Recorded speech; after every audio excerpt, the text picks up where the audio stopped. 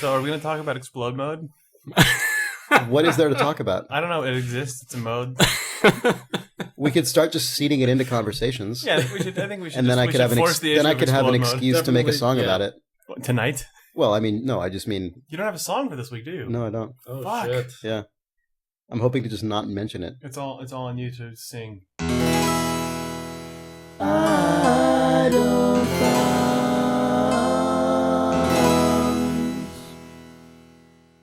Games, video games, video games, video games, video games, video games, video games, video games, video games, video games, video games, video games, video games, video games. It's November 12th, 2008, and Noah Heller is pulling shit out of his ass. This is Idle Thumbs 6. And I'm Chris Remo. I'm Nick Brecken. I'm Jake Rodkin. And today we're joined by Brad Shoemaker of Giant Bomb. Hello, hi. Hey, Brad. Hi. Hey. Greetings. Hey. How was the trek over from Giant Bomb headquarters? It was not bad. I took the bus. But I got to say, I don't know how you guys podcast at 8 in the evening after eating a bunch of pizza. Well, you're about to find out. Yeah, I guess. Yeah, trial by Get ready fire here right now. For video I'm game. all sleepy right now, but Yeah. let's try to talk about video games. Video games. Fortunately for you, that's what we talk about. I can handle that. We love them. We love them. So, as Jake sort of alluded to in his wonderful little intro there, Fuck off. Noah Heller, the senior producer from Activision. I'm sure you guys have seen the blog post on Ryan Bowling. The blog. He's the community manager for Infinity Ward. He's the communications director. Oh, I thought he was community manager. Really? Okay. Also, it's Robert, If I'm Robert wrong, Bowling. Robert Bowling. What did I say? Ryan. Oh man. Bowling. I don't know. If either of us are wrong, I don't know. We suck. Yeah. I heard that on the internet though that that So was he- his so job. he- Because everything on the internet is true. I'm sure everybody knows it by now, but basically, I guess this guy Noah Heller has a history of constantly referencing Infinity Ward's games when he's talking about Treyarch's upcoming game, Call of Duty World at War, and Robert Bowling had enough of his shit, I guess, and decided to publicly air his grievances on a blog on the internet.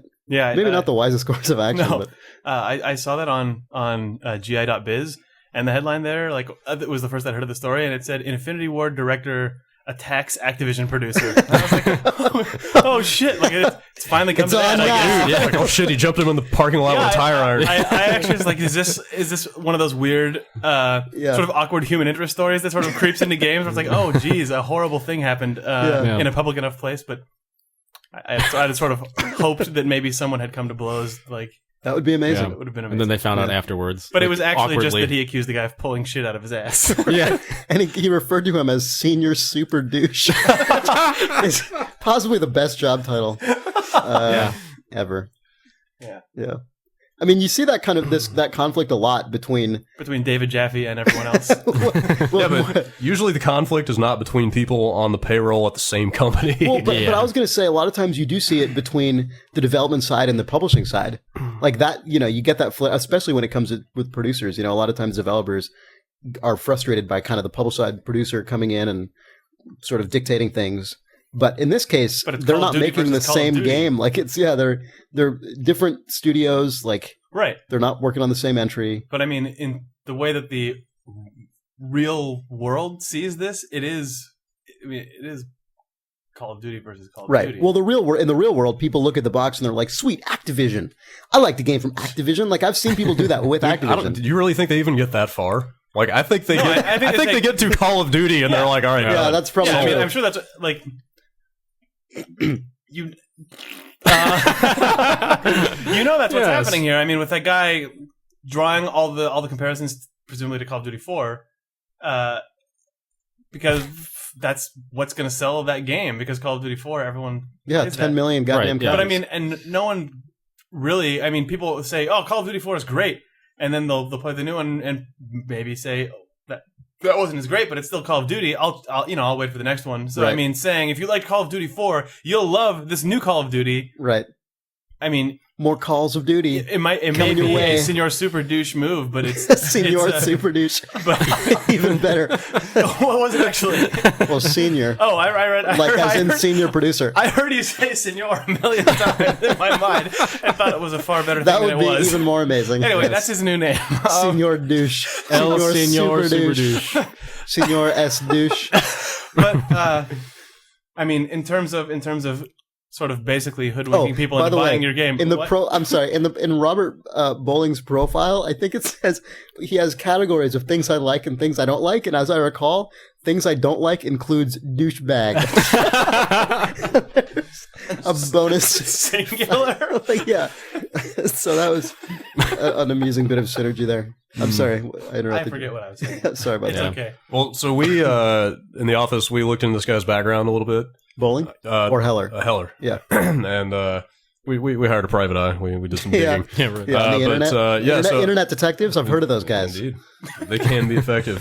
So he actually started at Activision in early 07, like February, March, I think, time frame, which is like almost a year before 4 shipped. Right. And he works on the but overall. Presumably 4 was already quite far along. It was pretty far along. Yeah. Well, but they've been working on it since 05. So. But what I'm getting at is that he very possibly contributed to 4, which means he may have worked directly with the Infinity Ward guys. Okay, which means that there may be some residual like bad blood. And I know that Bowling has been there for longer than that. He's been there for a few years now. So that would be amusing if that was sort of like long, there may be simmering. There may be some past tension that's coming to the surface bad here. blood explodes on blog. Yeah.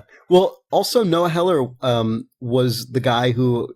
This didn't make quite as big a splash, but in a Eurogamer interview, I don't know, a few weeks ago maybe, someone mentioned he was talking about Call of Duty World at War, and the interviewer at Eurogamer asked something like, "Have you guys seen what Gearbox is doing with Brothers in Arms?" And he's just like, "Hell no, man! We only look at real games. We don't look at some crappy war game. We look at games like good games like." And he seriously sat. If you actually watch the actual video. He sat there for about 30 seconds, not being able to think of any game names. He was like, Halo. We look at real games like, and he waited 30 seconds. Then he was like, Halo. And he did? And Call of Duty 4. And cool. I mean, it was like pretty, I don't know. It was not the most elegant moment for him. That's cool. Shitting directly on a competitor. Publicly. And then and Treyarch immediately disavowed this guy. Right. They were like, all right, this guy does not speak for us. Like, we got nothing but love for Gearbox. That reminds me, we on Gama Sutra, just coincidentally this week on Monday ran an interview with Noah Heller. It was coincidence that we had that scheduled after the weekend when all this shit was pulled from Heller's ass allegedly, and I was about to say shit hit the fan, but since there was already a shit metaphor going on, I figured I'd stick to it. It's weird that phrase. You usually don't actually hear it physically like. People usually don't pull shit out of their ass. They pull a statement or a right. sort of a concept. The implication is the statement or concept is shit. I know, but I mean, it just folds back on itself and becomes it becomes terrible. He's in fact removing shit from his ass with his hand, possibly a hand in a glove. Anyway, we're telling a story. So anyway, as I was saying, so we run this thing, and actually, he made some statements that we excerpted, that were fairly confrontational, and he talked a lot about how fucking amazing this game is going to be, and swore a lot, and talked about how goddamn incredible everything is. And I think we accidentally referred to him initially as a Treyarch producer. And there were a bunch of not only comments in the stories, but emails sent to us from certain developers who were like, hey, just so you know, he doesn't work for Treyarch. Please fix that. Don't refer to him, please. He is a different dude. So that, makes you feel bad for that guy. Yeah, well, he seems to be consistently digging his own grave. Yeah, he seems to. You'd think after going out and doing the Brothers in Arms thing, like you'd learn to rein it in a bit, but I don't know. But he's just going all out. He wants the world to know that his game is kick ass. Maybe it's got zombies in it or vampires or whatever. Oh, it's that game. It's that game. I don't pay attention to games. I don't play games. Video games. Computer games. Well, this one's out today. You can go play it. You can go to Best Buy and you can get your bundle of Call of Duty World at War and the DVD copy of Enemy at the Gates. because they're totally selling those as a package at Best Buy. What a great pair. Like they printed up little cardboard sleeves that go around the game and the movie. That's so weird. Yeah. It's like co-branding. It's just bizarre. Is there any connection that you know of between they're both about like World the War movie II? studio? Well, I mean, it's That's about all I know. It's sweet. I never even saw that film. Maybe I can do this. You got to cash in on this deal. I'm the perfect audience for this. I haven't played that game or seen that film. I actually am not super interested in either of them, so maybe I won't. Do you like Jude Law? You know. Do you love him? I do love him. I don't know if I appreciate him as an actor, but I am but as a deeply lover. smitten. Yeah. Anyway. Yeah. Video games. Video games. Man. So. Games. Yeah. That probably exhausts the Noah Heller well. Yeah. This week, I think most people probably have discussed that. Well, I don't know. I mean, if you're looking for any more fun Noah Heller facts, he also discovered. Like I told you, we've done some digging. No, like I guess feel free. He authored some of the patents for some Microsoft stuff. Like he worked on like the original Xbox Live stuff for the 360. Like crazy. Some of the I don't know if it's matchmaking or party system or something like that, but like he's been around. He's been around behind the scenes doing some stuff for a while. So. Who knows what's next for this? Did you scan the patents for like shitting on like PlayStation Network plans or like we friend codes? What the fuck is this bullshit? Looks like Sony doesn't have anything resembling this yet. Approved. We only use good systems. Yeah. We only look to influences like Windows. So, I don't know. Sweet. I'm pulling shit out of my ass right now. You are. It's a horrible sight. You should be glad this isn't a video podcast. Anyway. there's our... okay, quick. Name any game other than Call of Duty World at War. Come on, this isn't that hard. Halo. All right, let's talk about that. What? No. No. Well, one thing we can talk about, actually, It's a good game, though. What, Halo? Halo. Thanks. Not like that other game. Not like that other game, that baby game. Crappy war game. Anyway. One thing we keep meaning to talk about every week and we never actually get to is this big, horrible, well, I shouldn't say horrible, but big, it's beautiful. large drum set that Ion released. It's a sort of replica electronic. It's called the Ion Drum Rocker. It's sort of a more vaguely professional version of the toy video game set that you probably already have in your home. Yeah. Brad, you were it's a playing pro that toy. What do you think about it? I didn't touch the drums, actually. I was playing a real guitar, actually. I thought that was... That's cool. Yeah, I at least for the moment, my number of real guitars and basses outweighs my toy guitars and basses. Yeah. Or not outweighs, outnumbers. Well, certainly outweighs. Please. But anyway, but I do have this big-ass Ion drum rocker, crazy $300 Rock Band 2 drum set. Nick also has one. Yeah, I have it. Yeah. Yeah. What do you think about this thing, Nick? I'm pretty sad. You're pretty sad? Yeah. What's your explain your sadness? Well, I just thought about it and I was like, you know what? I'll bite. Yeah. Because, it's a big expense. You'll take a $300 bite. Yeah. It's just, it's like a chomp. As far as peripherals go, you just figure, all right, fuck it. One day one day you wake up and you just want a $300 fucking drum set that you play twice and shove in the corner. So that's your sadness. That's my sadness. Yeah. Okay, well, that's old. Yeah. No, it's a good set if you think you're going to use it a whole lot. Yeah. Yeah, I mean, I just don't play games anymore, so... What? Are you... Man, our podcast is going down a terrible road. Yeah. Two of our co-hosts here. Actually, my cymbals don't work. Your cymbals work, though, right? They work fine. Well, this is what I say about the cymbals. They're fine for individual hits, which is generally what you use cymbals for, but if you're doing really fast, like hi-hat runs, which occur sometimes on some of the harder songs, I generally find it's better to just stick with the actual drum pads rather than the cymbals, because they don't seem built to pick up on like really fast repeated hard patterns. Yeah. No, I have real issues with them. They don't work very well. That's too bad. Have you tried getting them replaced, the cymbals? No, not yet. Sweet. Good information. Well, sound investment then. Yeah. There are all sorts of forum posts, cymbal tweaking FAQ. Oh, really? Should you really have to tweak something? That was sort of my $300. Exactly. That was my impression. But then this is the problem, though. Yeah, this is much closer in build and design to an actual like real electronic drum set than it is to a regular Rock Band drum set. Yeah. The reality is $300 for an electronic drum set is dirt cheap. I don't even know if you could really find one for that cheap ordinarily. They don't even generally start until $500, $700. I mean, you'd spend $1,000 or upwards if you were going to get a decent one. So that's kind of the problem when you start getting into the realm of real musical instruments, which are, at the end of the day, really fucking expensive if you want a decent one. Isn't this thing built in a way so that the sort of control module thing in the middle of it can be swapped out? Yeah, actually, one cool thing about this set is that all the pads output to a standard 1/4 inch, music output thing. So you could just actually, if you wanted to, just buy an actual drum synthesizer module like you would for any other electronic drum set and use this thing directly output to MIDI or output to audio or whatever and use it as an actual electronic drum set. I think probably one of the best things you can do with this thing is use it as kind of a stepping stone up to that. Mm-hmm. If you actually think you genuinely would be interested in learning how to play drums, or if you do, like in my case, I already play the drums. And so this is kind of a cool thing to have. I live in an apartment. I can't have a real drum set. So, at some point, if I want to just spend a couple $100, pick up a decent synth module, I would have a way to record some basic drum tracks if I on my computer or for a song or whatever.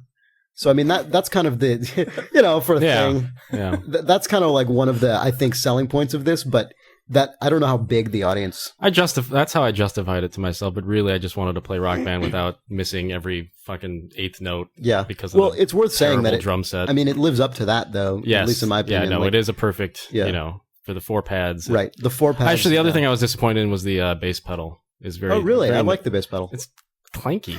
Oh, you mean just in terms of real world noise? Yeah. How loud is this thing? Since you talk about playing in an apartment, the pads are super quiet. That was my other primary motivation. Yeah, getting something that I could play without pissing off my neighbor. There's none of that tap tap tap tack tack tack crap you get with the Rock Band. But you said your downstairs neighbor was bitching at you because of the bass pedal. If you're slamming on the floor with your foot, I don't know how much you're going to do to dampen that.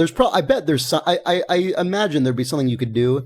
Just if you were willing to put in some kind of foam material or something in between. Well, what you can do is you can take your old Rock Band bass pedal and use that. Just buy like a cheap adapter at Radio Shack for like 99 cents if you know. And that's probably the most reliable component of that. Yeah. That's the best. Yeah, so it works fine. So, yeah.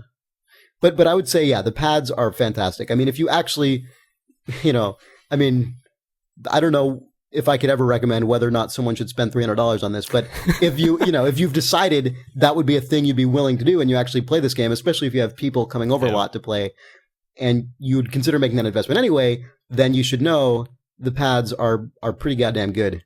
And even if you don't use the cymbals, the pads alone are a massive step up from the regular Rock Band ones. But even the cymbals are fine as long as you're not Nick. As long as you're not using them for insane shit, or I guess unless you get a dud set like Nick did, but a lot of people have problems. That's too bad. Hopefully, I don't know. It's kind of the case with all instrument peripherals. Yeah. I don't know if Ion has a replacement program or anything. I haven't looked into it yet. Yeah, we'll find out next week. Yeah, we probably not. Oh yeah, we may completely forget about any promises to do anything the following week. Yeah. Speaking of which, thank you, no one, for your contest ideas. Yeah, we still have a whole stack. Actually, every week it's growing. The stack of games that we have here to give away. I think since we last mentioned it, it has gained the Quantum of Solace game. That might not be the most enticing. Yeah, I don't know. I don't know if you want to lead off with that one. Yeah, we have that game now. I don't know which ones are new because we rearranged the order. But Namco Museum, Spider-Man Web of Shadows. There might be a new Spider-Man. You're not a new Spider-Man. Better. Yeah. Well, I mean, there is some good stuff in here. K9. Bioshock PS3, World in Conflict, Midnight that's good. Club. Pure, I think might be a good game from what I've heard. Pure is pretty good. Yeah, Eternal Sonata, I think some people like that. Yeah, Dead Space, I think. Dead Space is good. Rock Band 2 is good. So, yeah, there's some good stuff. We still don't know how to give it away. If anyone has any ideas for how to give this shit away, you can send us an email to questions@idlethumbs.net or just send us your questions or comments, and we'll answer those. On a podcast. Yeah. So what has anyone been playing here? Any wacky, amazing crap? Because I know at least one of you has also been playing it. I finished Far Cry 2 last week. Oh, nice. What are your closing impressions? It was good. It was good. What are your closing impressions? Thanks, eventually, I grudgingly admitted that it's pretty good. Yeah. Okay. Did you go through like a curve? Yeah. So it was like the 7 stages of whatever. It was like anger. 7 stages of whatever. Like 1 through 6 were anger. Yeah. I think maybe number 4 was frustration. What was the root of your anger?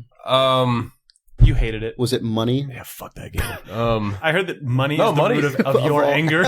Money, actually, I never found to be an issue. Yeah. Every mission pays out so well. Like I never felt like I couldn't buy all the weapons that I wanted. Yeah. It was a combination of the traveling, like the nonstop traveling you have to do. Why are you pointing at my microphone? Or were you pointing at my lap? What? I couldn't tell. No, it was that noise. Have you guys all been playing it, or I know you have? I'm hating it. So I mean, you know that you have to drive every damn place playing, you go, really. right? Yeah. Like other than the slightly ineffectual bus system, it's just like you want to go somewhere, you got to drive there. And sometimes it takes like 10 minutes of solid driving, notwithstanding the fact that you get attacked every 30 fucking seconds that you're on the road. So like it was the constant stop and go and of having to drive all over the place, but having to stop and get out of my Jeep every 2 minutes and kill dudes. It just felt kind of laborious for a while. But, but what brought you around? Yeah, what changed your mind? Basically like unlocking a lot more weapons, trying a lot more tactics, like finding more efficient ways to kill people, basically. Like it kind of made it less of a chore to have to do that stuff. So yeah. So as you became more awesome, the game basically became more awesome. Yeah, I guess you could say that. That seems to be something that, I mean, maybe they should have done the Metroid beginning where you start out awesome. We have a word for that. We at Giant Bomb have coined a word I'm very proud of. Yeah, we call that Metroid phenomenon. We call it an abilitease. An abilitease. Very nice. Yeah, very clever. You start out with all your abilities, and they tease you with them real nice. You get to kill a few dudes. Yeah, dude, we got it. And they all just making sure here. Brad looks chastened after Jake's zinger there. I told you. I told you I was proud. Yeah. No, that's a good thing to have a name for. Yeah. Now we what? No, it is. It's good. It is. That's actually my favorite word of the last few days. So now we have it. Now there's a. Now we're gonna steal that. Sure. Go ahead. I don't think it would really fit into the Far Cry story though, because you're kind of like fresh on the ground and trying to figure out what's going on. Or are you? Maybe if you had like amnesia at the beginning or something. They could. Yeah, I'm sure that In fact, part of what video game. Part of what I really liked about the beginning. You get shot on a boat or something and wash up on shore. Right. Yeah. Part of what I really liked at the beginning, and I know some people didn't, but I really liked that you started out like completely useless and like fucking keeling over from malaria and like getting killed in a hotel that you can't escape from and. I don't know. I liked that it right from the beginning was like you're in this horrible country where everything is gone wrong. Like it's a failed state. You're fucked. It was the anti-abilitease. Yeah, the anti-abilitease. Yeah, it was just fucking a tease. It was just you suck. So I don't know. I like that. I thought it was a little sort of ballsy on the part of the designers to do that. But it made a lot of people hate the game. Yeah, I mean, you know what? Like, I don't mind being flung into these adverse circumstances if they don't result in constant game over screens. Yeah, but they do. Yeah, like for a while. Yeah, I mean, there's all kinds of just whack ass situations. Some dude will come roaring out of the brush in a Jeep and run you over, and you're dead, and you are dead, and that's it. And little did you know, you were actually playing the multiplayer Far Cry. That's how you access that. It's funny. I didn't. Why are they taunting me? I mean, this is probably the kind of game where just due to its nature, like due to its very nature, people probably are going to have different experiences with it just by matter of circumstance. Like I haven't really had a lot of game over screens, and sometimes when I'd say about 80 or 90% of the times that I die, I'm rescued by my buddy. So I haven't had trouble making friends. It's a sensitive issue for me. Come on. So I haven't had. I guess I've lucked out a little bit in that respect, but I can definitely relate to going through periods where I've gotten, very frustrated by sort of, oh my god, I've got to get to the opposite corner of this map. Like Jesus Christ, I'll get on the bus and then I've got to. If there's no car there, then I'm god damn it. I've definitely had moments like that, but. I find like the overall design of the game so fascinating. Like it's such a weird game. I don't think I've ever played. I mean, Stalker is maybe the closest comparison, but there are really not very many games I've played that are like this, and just the sort of like focus and sort of purity almost of the design is fascinating. Like, it means that there isn't a lot of room for the development team to sort of deliberately put in a lot of like cool moments that they know will happen that will make you be like, oh man, that was rad. But I really like how much it sticks to its guns. And we're talking about Far Cry. Yeah. 2. Again. Oh yeah, we're still sorry for the millionth fucking week in a row talking about this. Yeah. Well, we will give you a copy of BioShock PS3 if you make us a mix of all times that we've talked about Far Cry 2. Yeah. Well, Nick, you were hating it, right? Yeah. I haven't hated it anymore. I'm at the same stage of hating. Stopped. Yeah. Oh, I haven't had a chance to play it anymore. Fair enough. Whatever. Yeah. Played Left 4 Dead demo a bit. Yeah, I played that a bit. So have they fixed that yet? In what way? Well, I mean, the shitty part. No, I don't know. Well, I mean, by all accounts, there was a definite shitty part when it came out. I haven't actually played it. Wait, Left 4 Dead? Yeah, like all the matchmaking and like dedicated server stuff. I don't know. Oh well, am I the only one that saw all this? Like, well, I know. That I saw a lot of complaints that there was that there wasn't a server browser. That there was no way if you bought a server, you can there's go no into way a server browser through the console. But yeah, I think they're probably going to open that up for the full release. I mean, they were. One of the reasons for doing an early demo, at least from what they said, was that they're going to look at feedback and sort of respond to that. Sure. Yeah. That said, why are they letting people who pre-ordered it play it early? What the fuck? Well, it's out now for everyone, so yeah, I know. But people were bitching. Yeah, well, whatever. People are I don't know. It made me pre-order it. Like, right? Yeah, I mean, it made me pre-order it and then not play it, and I will hopefully find out how many people are like me in the next published Steam statistics. Yeah, I played it, and then it's again one of those things where, I mean, we kind of talked about this last week with Little Big Planet and voice chat, but like, God, it really just voice chat blows if you're not playing with people that you. Well, I mean, if you're not playing with people that you are lucky enough to get that are sort of cool people. I was thinking about this when I was playing friends. Actually, because I remember, we were talking about Little Big Planet and stuff, and because I got into a server where nobody was talking, and I was like, this is fantastic. Like, people are helping each other, right. And then I had the total opposite thing where I joined and the guy was like, this fucking douche, this Señor douchebag is just not pulling his weight. Yeah. Well, then the first one I joined had a dude where his goddamn thing was turned up so loud that I heard the loading screen music coming through his thing in addition to on mine. Oh, he's about to join. And it's not synced up, of course, so it's just the horrible cacophony and like the guy's chomping away on some food or something and just like, oh my God, this is horrible. Oh, and 2 of the guys have mics and then the other 2 of us don't. So it's just those guys. Were those guys like having a conversation? Yeah. Oh, and it's just. Were they ignoring your text? I wasn't typing. The other problem with this game is it's one of those games where somebody wants to be the definite leader. So there's always one guy who's he's like, guys, follow me. Go down the ladder. Just shoot, hit the left click. Like military role playing. Yeah, exactly. Flank left. Form up on me. I don't know. Dots, more dots. That accurately simulates the dynamics of all zombie movies, though. Where there's that one douchebag. It's like, who put you in charge? I think I'm the person who's the best equipped in this scenario. Shut the fuck up. Like, that guy should just die first, as a rule. Yeah. Whoever has the most mic use and the loudest should just get their health slowly decreased. Yeah. I am actually glow more.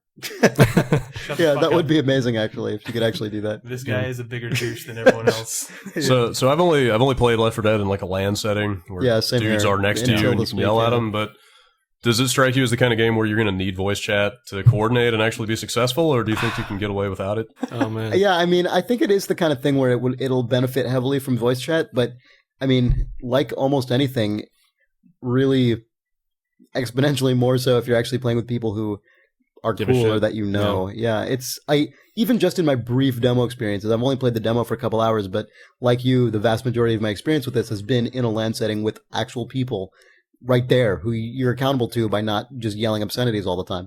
And so, the difference is enormous. I mean, it really makes the game less fun for me to be in there with people who are just spouting off or not being communicative or just being assholes. It's like, it's just not, I don't know. A game like that is so heavily team-based in like a really necessary way. You can't be just like a renegade.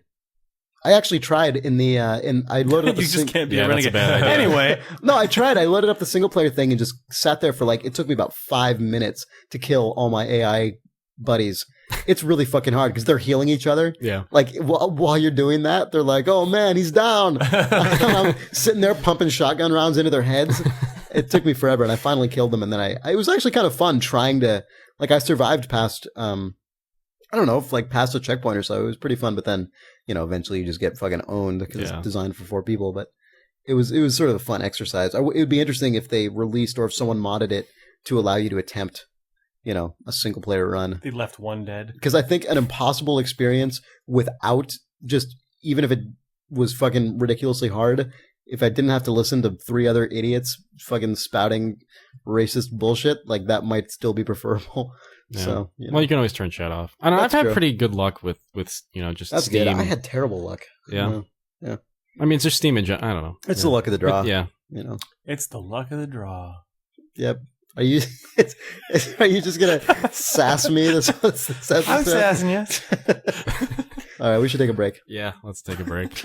Video game. I think I may have gotten it, but thrown it away. Zune? What, you threw away Zune? I'm a little suspicious. Yeah, I don't know what happened to it. Was it a pink Zune? I did one of those things where I opened it up. Yourself? Yeah, because I opened it up and I was like, oh, okay, a bunch of crap, and then brown? I threw the box away without. Was it a brown Zune? I don't know.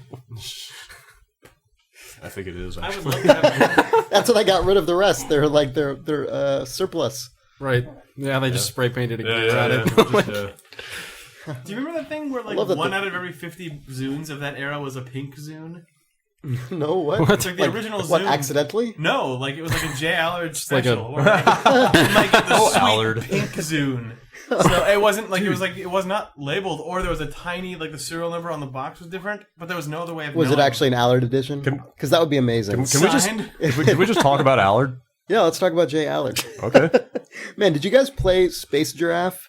No, but as soon as I saw that he had a level in there, I was like, Eyes man, of I need Allard. The Eyes of Allard. It was That actually made me want to buy that game. That's like the first level. Yeah, I played that level for like 5 minutes before I know, because it's so subtle. It's like this very subtle emboss of J Allard's face in the level, and I seriously sat there playing it forever, going, I just thought the Eyes of Allard was a hilarious level name. Right, but he's I'm there. like, oh, and then, J and Allard. you're like, why does it feel like I'm being watched? Yeah. Oh my God, it's J Eyes Allard. of Allard.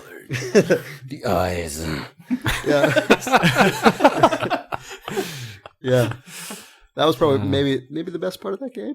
I kind of enjoyed the giraffe. Everything better. It was kind of enjoyable, but it was definitely Jeff Minter sliding further into dementia. Into himself. Yeah, right.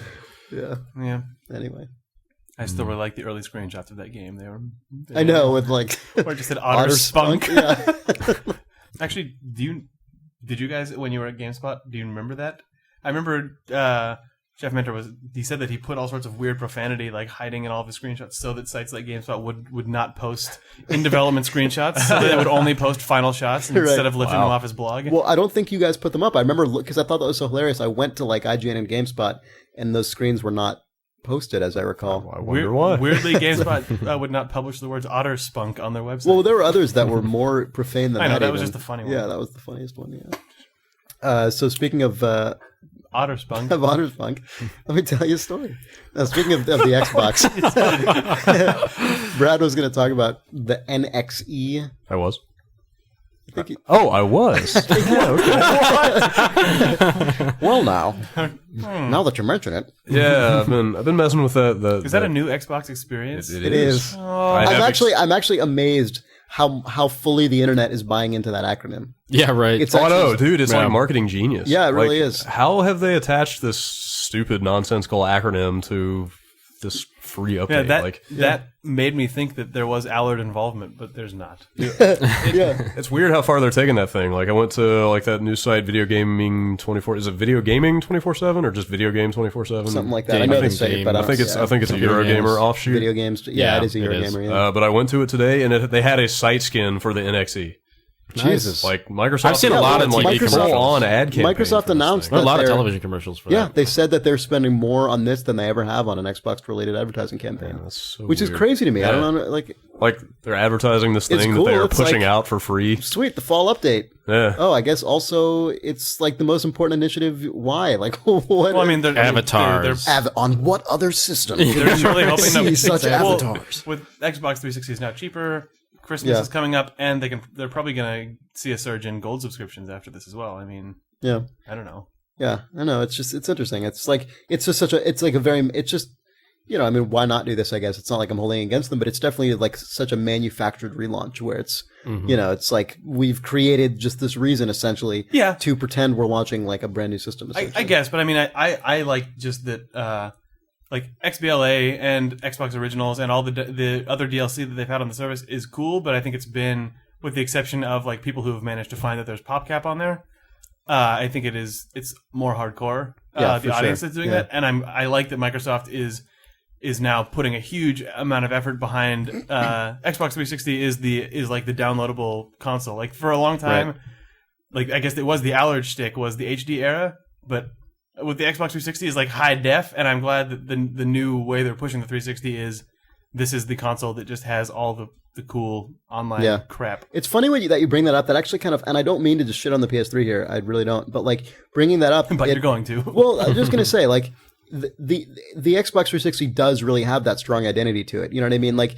it's a different angle, the one you described, but it definitely always has that sense of like it's the online one, and you can have all that online stuff. And the Wii is definitely, more than any of them, has its strong stake cut out for it. It's still hard for me to really pinpoint what exactly the PS3, like what its hook is in terms of someone who's looking at them and trying to get it. Blu-ray. Well, yeah, that's true. I guess but it I mean, is. in terms of its but as a gaming device, though, like as a platform. Like, I mean, you can tell that Sony also has trouble with that. I mean, the ads. Yeah, their ads are just they've always been insane. But the PS3 ads are just the most completely incomprehensible, insane things ever. I don't just.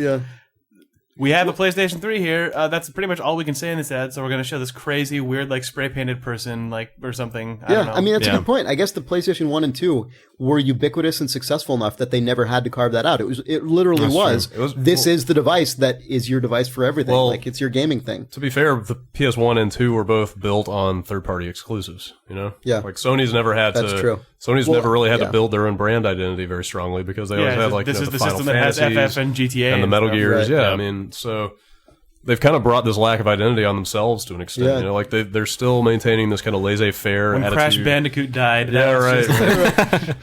Like they've got this laissez-faire attitude to like online stuff. It's like anything goes. Absolutely. You could plug your USB device in. Why not? But who knows how it's going to function? Well, even it's an iPod. Maybe we can play that somewhere in the world.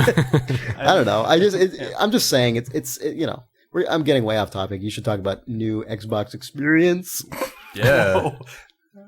So, what do you think about it? I have become experienced in the new Xbox experience. Have they run like it had its way with me, like in any of their ads or anything? What's that? Have they run the Hendrix song in any of their ads or anything? I could see them doing that. God, man, it has the dumbest like intro video though when you first install it. I saw that. Oh God, it's got an intro video. It's like a 2-minute long like CG animation with this upbeat, I'm trying to figure out where they store that. It's like I downloaded this giant HD video because like they've been complaining about how they were like, well, you need 128 meg of space to hold this update, and it's like if you don't have a hard drive with a console with a hard drive, like you got a problem.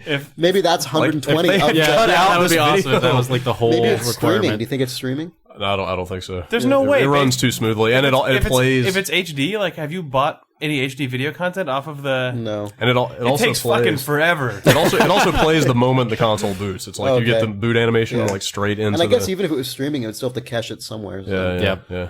So yeah, but how is that? Would be baffled amazing if the storage requirements and that whole like get cheap hard drives stuff all came out because like the UI team or the marketing team was like, we got to have this 1080 video at the beginning. It's got to be 2 minutes. Nope, got to be stereo.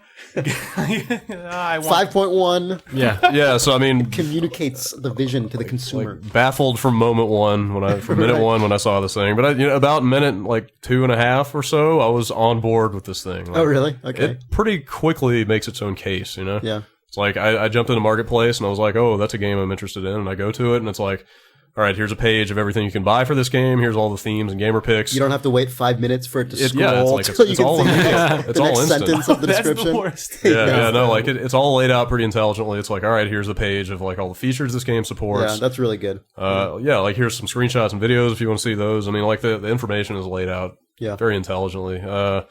It's got some downsides, like the friends list is complete shit.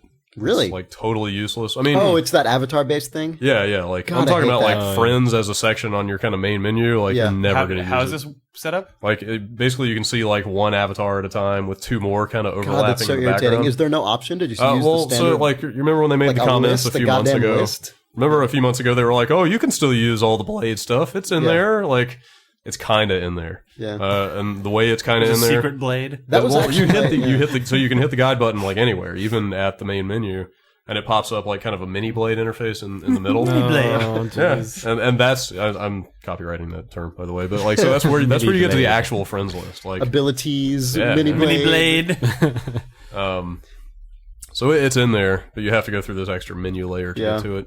That was actually my biggest, like my actual single biggest expectation of annoyance when I saw.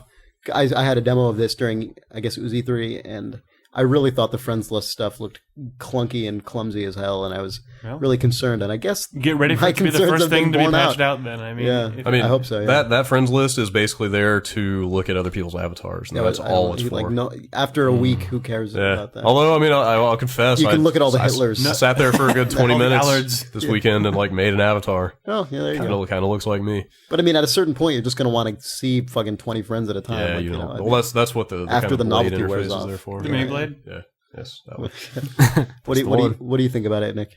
I haven't screwed around with it. Oh, how does it sound to you? I thought you said how does it sound? Speaking of how it sounds, but you saw the. Oh no, I don't know. I thought you had it. Okay. Speaking of how it sounds, when you make your avatar, it is the most blatant rip from the Wii. Like there's this like vaguely sort of other system jingly, like music slightly musical sounding, like a supermarket. Like you know what it sounds like when a Wii idles, right? Right. It's that. Yeah. Like when you're making your avatar, like you pull up the avatar like customization screen, and that just like kicks in, and you're like, oh man, then you're like instantly your head is in your hand. And, dudes are posting 8 million pictures of a dude face palming on the internet. Pretty much. What is the Netflix streaming like? Netflix is awesome. Like it's well, I mean, it's not perfect. Like you still have to go on to your PC to set up your queue. Yeah, that's just like I have that. Like, so, I mean, I guess I have that Roku like Netflix streaming box thing, and it's the same way. It's common to I guess all the Netflix streaming options, and it's because they want you to use their website. Right. Right. But other than that, it's phenomenal. I mean, you add something to your queue, and if you're idling on the Netflix screen on the Xbox, like it will appear in about 10 seconds. Yeah. And then it plays. I mean, that's about all there is to it. I look forward to it. This is what, like next Thursday or something? The 19th. The one downside of the Netflix stuff is that all the content still is SD, which is a bummer to me. Not all of it. There is really? They're doing like HD. Well, the Xbox, sorry, Mr. Roku owner, but the Xbox is I guess the first and so far only device that'll do HD streaming. Snap. I actually moved the Roku box upstairs just because I know that in a couple of weeks my 360 will apparently now you'll totally be the streaming high def content. I pulled up the Comedians of Comedy. It's a Patton Oswalt stand-up comedy video, and that was HD. That was in HD of all the things. Glad they're allocating their effort properly. Like it's a bummer they don't specify on their website what is HD, so it's a crapshoot. Oh, they really don't. Yeah, they don't. At least not it's so like far. the pink Zune. Maybe they'll add that. I mean, this is a new feature, but yeah, like that was the first thing I found that was HD, and I was like, all right, cool. And like the buffering time is pretty acceptable. I'm sure it's even for HD, what it is on the computer, basically. It's like a computer. Yeah. Well, if you fucking are going to have this on your 360, you've used it. I mean, you want it to be like it's a computer. only going to be You're Mr. Snarky today. I'm Mr. Snarky today. God damn you. I'm sorry. All right. Yeah. I'm looking forward to experiencing my new Xbox. Yeah. Experience. Yeah. Well, one thing that's coming out tomorrow that I think. Well, wait a minute. Well, go ahead. Brad was talking. Brad was talking about the timing of this release. Oh, dude, I thought was interesting. These rumors are entirely unsubstantiated. So you're talking about an internet but it's interesting nonetheless. I saw them like on my way out of the office tonight, but I guess there's this filthy rumor going around that the release of this thing is pretty strategically timed right around when most people's launch Xbox warranties, like the 3-year warranty is going to run out. Yeah. Because like there is this like quiet, unfortunate history of Xbox updates breaking Xboxes. Like I've had it happen. I know other people that have had it happen. Like you slap the new update on there, which is mandatory. It's getting to the point where I don't know anybody with an original launch box. Yeah. It's pretty sad. So, I actually, my launch box has 2 red rings. If anybody knows what that means or how I can get a free machine, please send it into questions because I have no idea what the hell their that website means. Doesn't say. Or? No, I can't get it. They've said I can't get a warranty on that, but it definitely it operates just like a 3-ring thing. Like it just seriously, your thing is fucked? More or less, it's totally broken, but it doesn't fall under their specific warranty because it's only 2. So if anybody can tell me how to make it 3, like Photoshop will aid you. Yeah, for a while I was trying to scheme. You put it like, in your microwave for like put it in an oven for a few minutes. Heat it up. I considered it. Yeah, get that solder to melt or whatever happens on the rendering one. So if they knew about the mammoth quality assurance issues with this console before it went out the door, why did they go with the least intuitive error code system? I know. Yeah. But I heard from fairly reliable sources that they were aware, like they were really like in the days before release, they were trying to get that shit fixed, and it like they had the release date set. You know, that's what. I would hope to God that it's not actually a strategic move to fuck people over. It seems crazy that on fixed hardware, software, like I have no idea. I mean, it happened to me like was it 2 years ago? Like the fall update came out, and it had worked fine. No, I remember hearing stuff about that. And within hours of putting that update on, it started freezing up in games, and like the next day it red ringed. Oh yeah. And I'm not the only one I know that's had something like that happen. So like, who the hell knows what's going on? Yeah. Interesting. Well, yeah, I'm sure whoever actually worked on the new Xbox experience, if that is remotely true, which I hope it's not, and kind of doubt, but if it is, those people must be the most bummed software engineers in the world. Yeah, right. Yeah. Management decided to wait until right after launch warranties or whatever. Like, yeah. I know a guy at a small software house who actually worked on a component of the NXE. Oh yeah, and he's not at Microsoft. Like they didn't do the whole thing in house. Yeah, like they farmed some components out to other third parties. So who knows? Yep. But I'm excited about it. I want my Xbox to be new. You want your new one? I want that new one. Sweet. Now ironically, people may be truly experiencing the new Xbox experience after installing the new Xbox experience. And apparently they're not shipping coffins out anymore. I just heard. Oh really? So what do they? Like you got to box it up yourself. You box it and ship it now. Nice. We fixed too many. We ran out. We used all the cardboard. No in North more America. boxes. Yeah. It's like the carpool access stickers for hybrids. The what? You know, like when hybrid cars sort of first started coming around in California, they all had the like even if there's just one of you in this car. Oh right. But then they just ran out of stickers and just stopped giving them out. Yeah. Too many, got in on the first people. Wave. You're good, but yeah. That's about video games right there. Video games. That's a computer game. Computer games. Well, speaking of computer games, what? No, are you gonna give me some more shit? No, I want to know what computer games have to do with anything we've been talking about. Well, Microsoft. This is clearly much less on the public consciousness here, but Microsoft new games for Windows experience. Yeah, this week Microsoft is releasing the NGFWE. Yeah, exactly. They're doing it a week before the Xbox One, presumably because there's also no warranty issues. Right? Yeah, exactly. With PCs that might. That would be amazing. Yeah, the new GFWE L. You know, yeah, there should be an L somewhere. Blue screens. GFWLX. E. What's the E for? It's a second experience. It's experience. Sweet. Shut up. So anyway, I think probably most people who would be listening to this who have used Games for Windows Live recently, it would have been in Fallout 3. That's how I have been experiencing it. It's it's not, there's no multiplayer obviously in that game, but it does allow you to go on and see your friends list and communicate with people who are playing 360 games, and just send messages, do all that same stuff. And they're releasing a new version of it that will retroactively affect other, any game that's used Game for Windows Live. If you theoretically play Shadowrun, or theoretically if you play Halo 2 PC for some reason, you will. If you're that guy. If you're that guy, yeah. But I will say that I really I like that it's there in Fallout 3. I really like having access to all that stuff.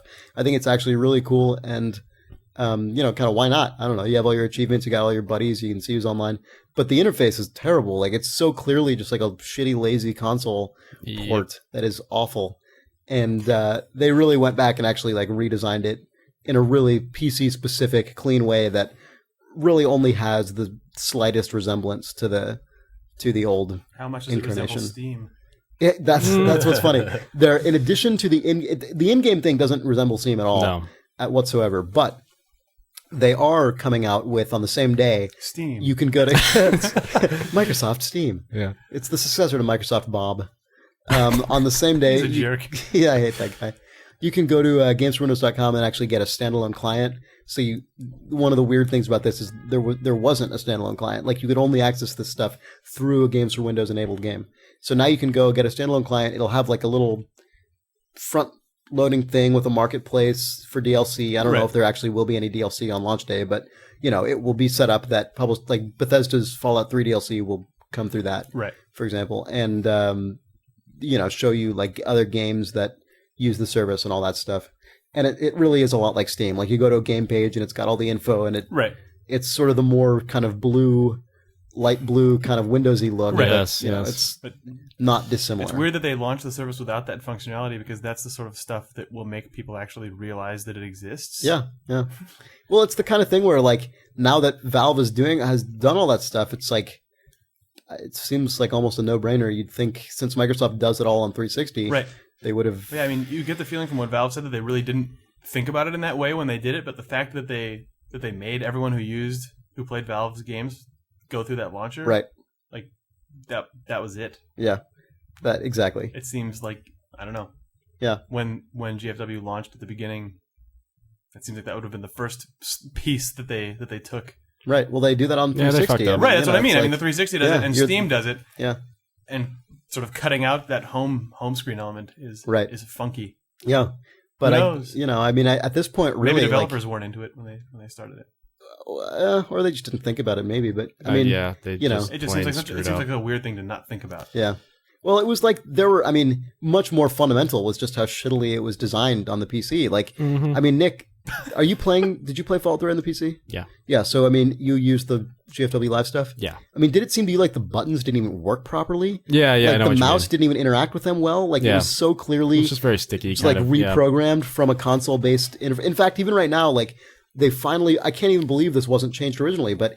On how it is currently, if you're using a mouse and you have no controller in there, it still has the little 360 like A and B button icons. Mm-hmm. Wow, like it's pretty bad. And now it's great if you plug in a console, it'll in real time. Yeah, just automatically switch. Plug in a controller, it'll instantly switch the icons to be the controller ones. And if you unplug the controller, it'll switch them back to be mouse and keyboard style stuff. So that's really cool, and actually had some forethought to it. So. Yeah.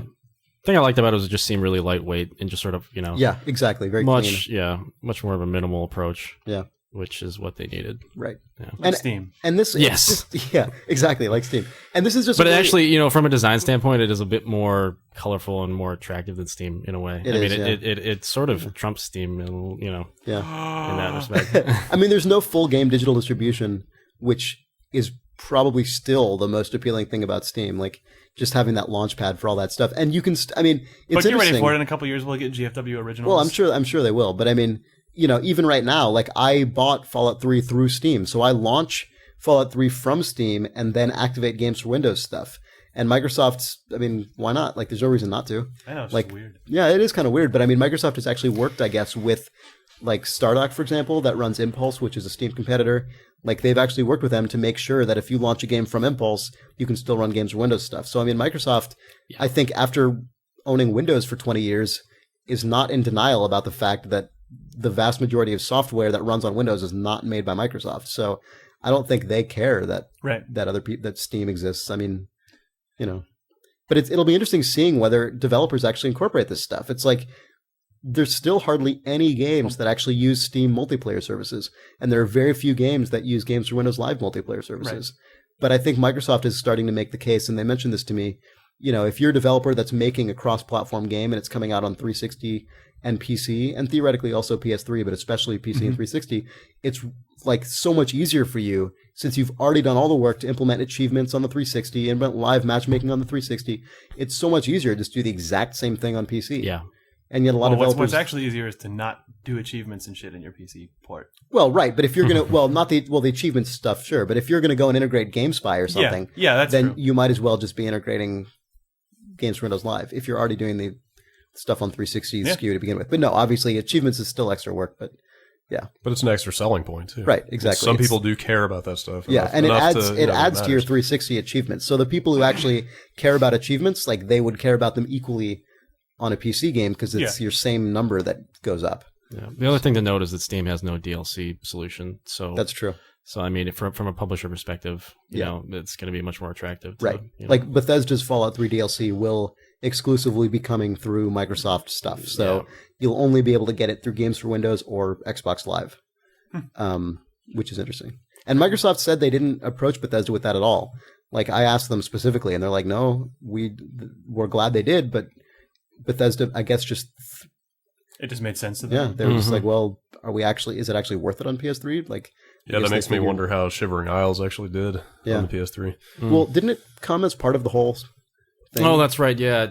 Well, I don't know. Did it hit? I don't think it was it wasn't on the disc. I mean, was it? Or was it? Pretty sure they sold it separately. You tell us questions. Game of the Year edition or something, and then there was a Game of the Year edition. I don't know. Yeah. Anyway, we can move off this topic. Whatever. Yeah. I don't know how many people care about Games for Windows Live, but I will say that I'm really encouraged to see the direction they're going, and I'm glad that Steam is getting some competition. I still think Steam is GFW is going in the direction of many Microsoft things, where it just sort of quietly sits there as a clunky, goofy thing for a couple years, and then just rises up and rapes the world. Right? Yeah. I think it actually. That's all there is. Speaking of that, there was a really funny moment when I asked the guy, I'm like, so why not just make this part of Vista? Like, why not just make this a thing that just happens with Windows Update? And he's like, the Department of Justice wouldn't. Would not appreciate. Dude, that is pretty serious. I asked the same thing. Well, I mean, I asked in relation to Windows 7 because they're going to be. Right. Same question. Yeah. Yeah. And he said they can't do that for antitrust reasons. Like they can't just. But once you install it on your computer. Once you make the choice to do that, then it will automatically update through Windows Update and be fully integrated into Windows. So, fair enough. But I'm glad to see competition there. Like now we've got Impulse, Steam, and Games for Windows, and that does sound like overkill, but they're all free, and it is the PC. Like that is kind of how the PC works. So yeah, I'm glad to see it. I would like to see better multiplayer solutions on the PC anyway. So anyway, moving on. We can do some. We might as well. I think we're one thing about that. Oh yeah. Well, it's nice for the sake of competition that there are three. I personally, and I'm sure a bazillion people agree, that there is a really nice advantage to there only being one. Yeah, that's true. Like if it gets to the point where there are like 7 games on my machine that are managed through the GFW games launcher, and there are 15 through the Steam launcher, and there are an additional 3 through the Impulse system. Right, that will suck. And there's actually more than 3. I mean, like you buy anything from EA. Like if you buy anything from EA, you're using their thing. I don't. The thing is, you could. I mean, technically, you could set up Steam to launch all of those. I'm not entirely one to speak, since I work at Telltale Games, who we use our own game launching system. But, that's true. You can't just add them all to Steam. I literally launch at this point. I launch every PC game I run through Steam, whether it's just a shortcut or anything else. I like when people on my friends list discover the novelty of the fact that that any game you add to Steam broadcasts out to your friends, because I'll see someone who's even if it's not a Steam game. Right, it's like this person is playing and it's just some bullshit weird old game that they've clearly added as a novelty, and then they clearly got a friend's message from someone, because then the next is like, so-and-so is playing Te Balls. It's like, okay, great. So-and-so is playing fuck, lol. Like, okay, I've never done seen that, now. but that's hilarious, I watched a friend of mine just cycle through a billion novelty names because he was clearly talking to someone else. Right. About the hilarity of broadcasting things through the toolbar pop-up. No, but so Steam is that. cool with that stuff. I mean, I like that you can just do that. Yeah, it's basically the same as just having another start menu just for games, but I like having it all centralized. It's just like a nice place to have all my games. Yeah, all your computer games. All my games. So anyway, we should go on reader mail, or we'll be way long here. We love reader mail. Reader mail. First, I want to cordially thank Black Box Me and Satisfied Note Taker for reviewing us on iTunes. Thanks, guys. That was kind of you. Very nice reviews that they put up there. Hint, hint. Also, you didn't mean that at all. Also, forums.idlethumbs.net. You should go there. Join our forums and chat with our dudes. We actually have a surprisingly present forum community. There actually are a bunch of people there who post every single day about video games. They've been there since 2004. Time immemorial. So go join them. Also, you should at least go to check out the amazing header art by a dude who's sort of a friend of ours online who used to do a lot of art for the site back in the day. There's sort of some amazing digital paintings on that site of what we envision the site as in one forum and what it actually is in another forum. Yeah. So poke around. Yeah, a remnant of the days when we actually had tons of custom art all the time on our site. So yeah, forums.idlethumbs.net. You should go there. So yeah, reader mail. Icebreaker for you non-Dutchies, he explains with a winky face. Hey guys, quick question regarding Far Cry 3, since you all seem to love Far Cry 2. Nick doesn't. The rest he hates it. I do. I like it. Since it's selling rather well, it actually sold over 1 million units, which I'm pleased about. I'm glad to see that. Good for those guys. This is a weird reader mail that he's written. It's not. Since it's selling rather well, they're working on a sequel. I don't know if he's assuming that or if they've actually said that, but they almost certainly will have a sequel. So that I think there was something about jab that. Jab / fact about Ubisoft. Yeah. Well, yeah. What would you like to see them do for this version? I would like to see more wildlife, big and small, maybe some interfaction battles. I agree with that for sure. So you can stumble around the jungle, see a tropical bird fly away, or sneak up on a checkpoint and see two factions duke it out and barge in and help one side out. Yeah, I think that's actually very much the kind of stuff I would want to see. Like, I was really disappointed actually that there aren't the factions don't actually have more battles happening. They exist more in their relation to you rather than right, each other. Exactly. Like in this game, every single, essentially, except for people who are inside buildings, everyone you'll ever find is trying to kill you. Which, that's too bad. Yeah, in a sense, it's borne out by the fiction, I guess. But in another sense, why aren't there citizens who are being terrorized by these groups? Yeah. Like, who are the people that these people are exploiting? Like, did you notice that every single person in this country is a mercenary? Yeah, exactly. Like, there are no women and children. There are no dudes. There's no cab drivers. Like, everybody is totally rifled. There's one cab driver. There's that one cab driver in the opening cutscene. Okay, yeah, he's the one, and then he's dead. So yeah. That was the last one. It's actually truly a heart-wrenching story, Far Cry 2. That was the last civilian in that nation. Yeah. So I would like, yeah. Like, one feature that they touted a lot, and maybe, like, I know you and I, Chris, spent a lot of time talking to, like, the dudes making this game. Yeah. So we got, like, the kind of bullet point PR pitch on the game, but, like, one of the features they touted that was a complete non-issue in the game to me was the supposed, like, dynamic social hierarchy of warlords and, like, mid-bosses and all that kind of thing. And it was like, you can kill the warlord, like the guy who leads this one faction, and like the guy under him will dynamically take his place. Right. I didn't see any of that. Some of that stuff is sort of in there, but it happens so transparently that nobody would ever notice. Yeah, I mean, it seemed like it was just kind of woven into the kind of the set storyline. You need to put like a family tree, like on a wall somewhere that you could like in your house.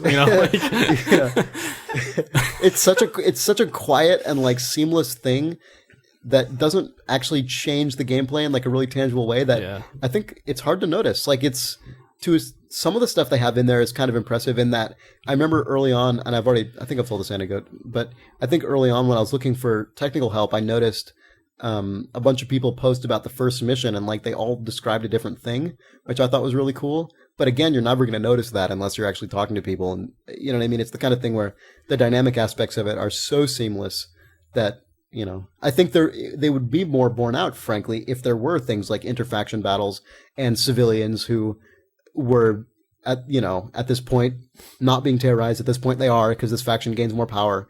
And so, I mean, I would love to see that in Far Cry 3. This game was ambitious enough in terms of the world that I'm sure this is the kind of stuff that gets cut first.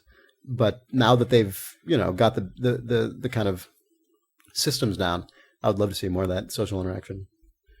Yeah. All right. I just want more guns. More levels. Yes. Eddie writes, "Hey guys, g'day. Just to let you know, I'm from Melbourne, Australia, and you have a following down under as well. Well, as far as I know, it's just me at the moment." Sweet. Thanks. Love the show. Very cool. I've been searching the internet for good podcasts, etc. Glad you had something to say good about Far Cry 2 as well. Man, this is cool. I like these people. Anyway, I have some questions. The first is about Fallout 3. Okay. The game is supposed to be great and all that, but I'm worried about the V.A.T.S system. I'm not a fan of RPGs, but I loved Oblivion and thought the combat was good. In that game, is the V.A.T.S a silly turn-based combat scenario? Did we already read this question? I don't remember it. Also, a Tech Gear question. Do any of you know anything about 5.1 surround headphones for the 360? Which one is it? They'll definitely play that opening cutscene. So, yeah, I don't know. What do you guys think about the V.A.T.S? I like the V.A.T.S. I like the V.A.T.S. Some good V.A.T.S. Huh? Why is everybody looking at me? I don't know. You haven't chimed in yet on the V.A.T.S. Well, I haven't played beyond the preview process. I keep really? This table. Yeah. I actually haven't played the. I was skeptical about the V.A.T.S. I was skeptical too. The V.A.T.S impressed me overall. Yeah. I don't know. More than one person has said to me that it kind of makes the game too easy. I don't really agree with that. Really? I don't really know. I don't really have like a two. I don't know.